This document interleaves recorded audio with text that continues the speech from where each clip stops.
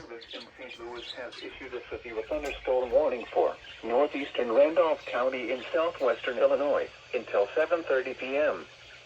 At 6:42 p.m., a severe thunderstorm was located over Sparta, moving southeast at 5 miles per hour.